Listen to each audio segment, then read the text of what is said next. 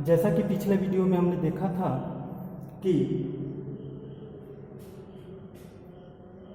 किसी पदार्थ का अणुभार होता है, अणुभार इक्वल टू होता है 2 गुणे वाष्प घनत्व। तो वाष्प घनत्व अगर किसी पदार्थ का हमको पता चल जाए तो हम उसका अणुभार ज्ञात कर सकते हैं। तो अणुभार ज्ञात करने के लिए एक विधि दिया गया है और वो है आपका विधि विक्टर मेयर विधि। इसको कहते हैं विक्टर मेयर विधि। तो विक्टर मेयर विधि द्वारा हम लोग अणुभार, किसी वाष्पशील पदार्थ के अणुभार की गणना करेंगे। तो विक्टर मेयर विधि में विक्टर मेयर उपकरण है, जो कि ये है आपका विक्टर मेयर उपकरण। विक्टर मेयर उपकरण, तो जो विक्टर मेयर उपकरण है, उस विक्टर मेयर उपकरण से किसी पदार्थ की ज्ञात मात्रा का वाष्प का आयतन ज्ञात किया जाता है। किसी ज्ञात पदार्थ के वाष्प का आयतन ज्ञात किया जाता है। इसमें देखेंगे तो विक्टर मेयर नली होती है, जो दोनों तरफ थोड़ी चौड़ी होती है और बीच में थोड़ी सी पतली होती है, विक्टर मेयर नली कहलाती है। और उसमें विक्टर मेयर नली में एक हाफ मैन नली होती है। हाफ मैन नली जो होती है उसी में पदार्थ की ज्ञात मात्रा, यानी कोई पदार्थ है उसकी जितनी मात्रा है उसको भरते हैं और वो वाष्प में बदलता है। और जब वाष्प में बदलेगा तो यहाँ से ये इस अंकित नली में, मतलब मापक नली में वो एकत्रित होता है और उस नली में जब एकत्रित होता है तो उससे उसका आयतन ज्ञात कर लेते हैं।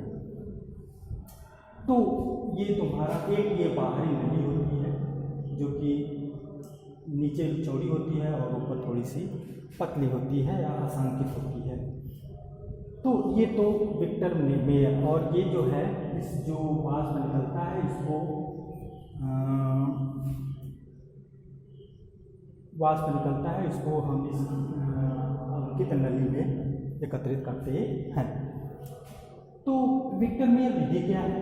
विक्टर मेयर विधि में हम वाष्प का घनत्व ज्ञात करते हैं और वाष्प का घनत्व ज्ञात करने के लिए पदार्थ का भार और एनटीपी पर उसी पदार्थ के वाष्प में 0.0001009 मतलब 0.00009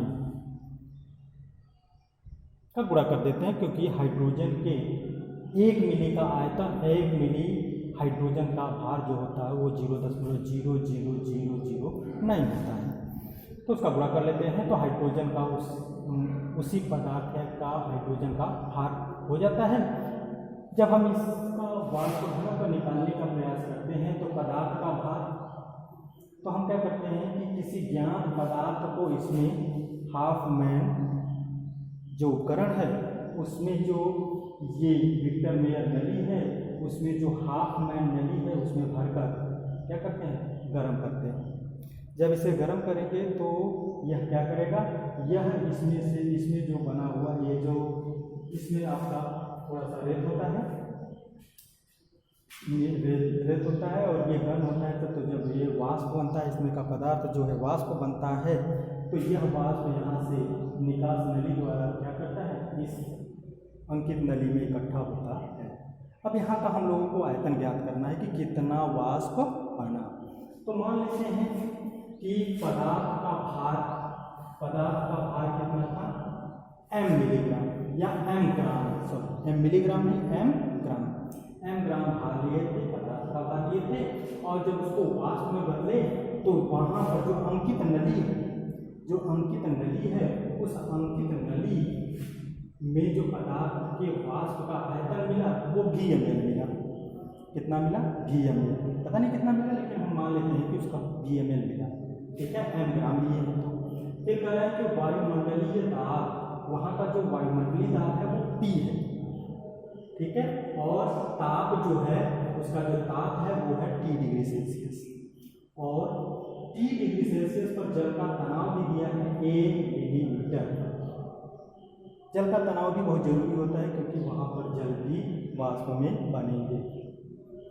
तो जब हम उसका क्या करते हैं, एनटीपी पर आयतन ज्ञात करते हैं, उसी का जब हम एनटीपी पर आयतन ज्ञात करते हैं, तो जब हम एनटीपी पर आयतन ज्ञात करते हैं तो एक फार्मूला होता है आपका, एक फार्मूला होता है P1 V1 upon T1 is equal to P2 V2 upon T2।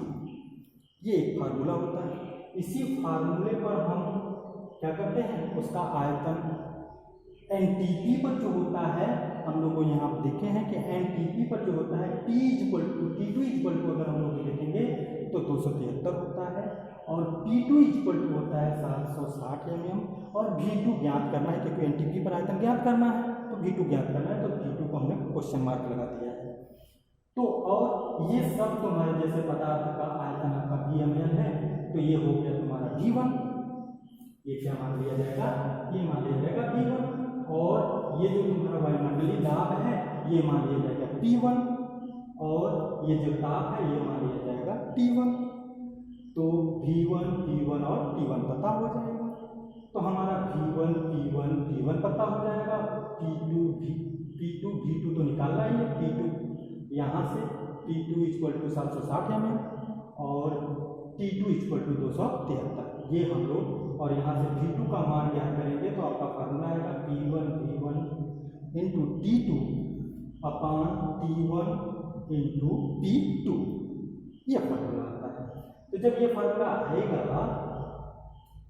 Formula आएगा, तो इसी पर हम इन सब का मान रख लेते हैं, ठीक है।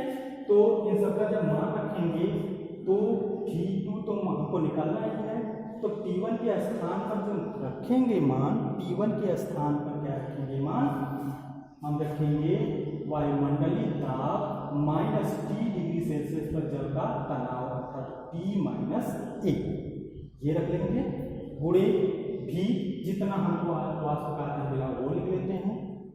फिर T2 आपका कितना होगा 273 हमने लिख दिया।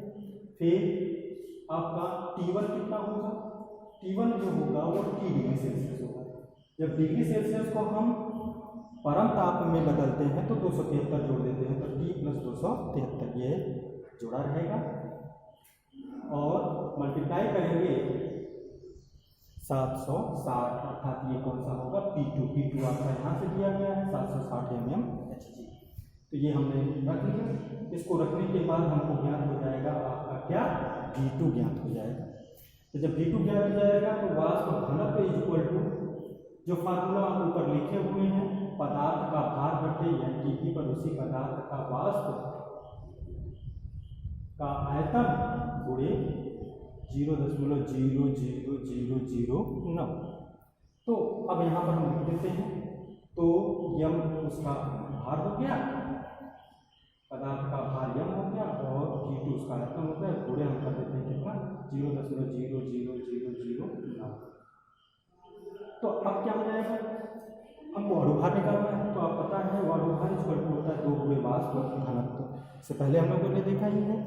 तो अब क्या करेंगे, ये वाष्प घनत्व का मान कहाँ से निकलेंगे, वाष्प घनत्व का मान ये है, वाष्प घनत्व का मान हमने ये निकाला है, और इसी वाष्प घनत्व को हम यहाँ पर रख देते हैं, तो 2 गुणे m इंटू V2 अपान V2 इंटू 0.0009, ये हम लोग रख देते हैं। फिर आगे इसी मान से हम लोग क्या कर लेते हैं, आयतन का ये अणुभार की गणना कर लेते हैं।